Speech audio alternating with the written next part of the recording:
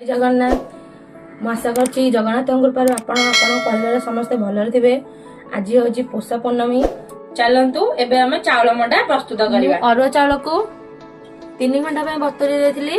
तापर हम कुलर छाणी दे सुखी देथिली किछ समय पई। तो तापर ग्राइंडर कर देथिली। सरला परे पुनी रे आपको चले देथिली कारण आधरे बिंडा रही गले हमर जंतणी रे बिंडा आसी जो।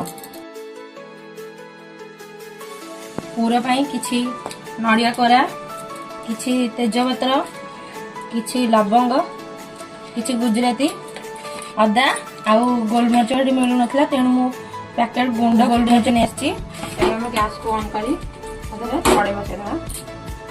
एबे हम गुड़ मेल्ट करबा में पके देला। तो गुड़ जस्ट मेल्ट हे आसलानी। एबे हम तेरे नडिया कोरा पके देला।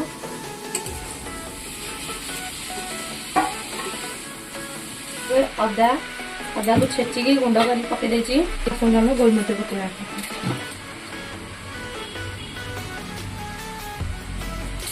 एबे हम गुजराती गुंड गोलमरिच गुंड आ अदा छेचिकी पके देछे। एबे आको भलरे मिक्स करबा।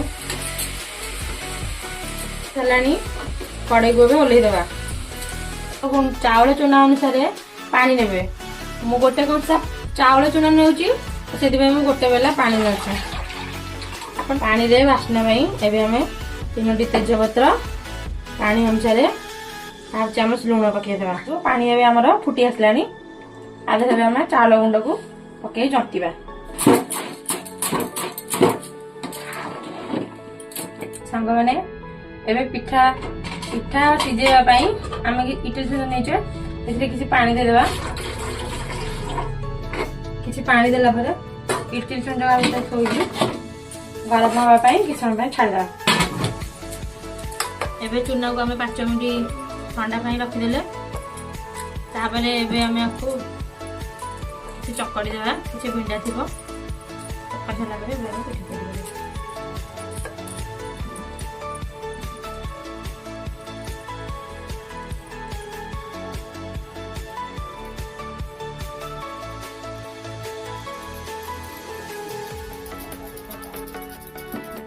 मालिश करने में कुछ पानी लगे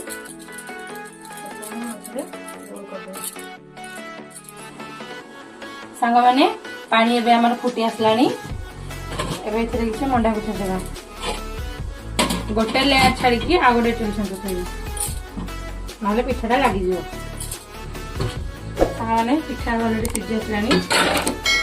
एबे हम इथरे काढी देबा। पिठा एबे प्रस्तुत हो जायछि।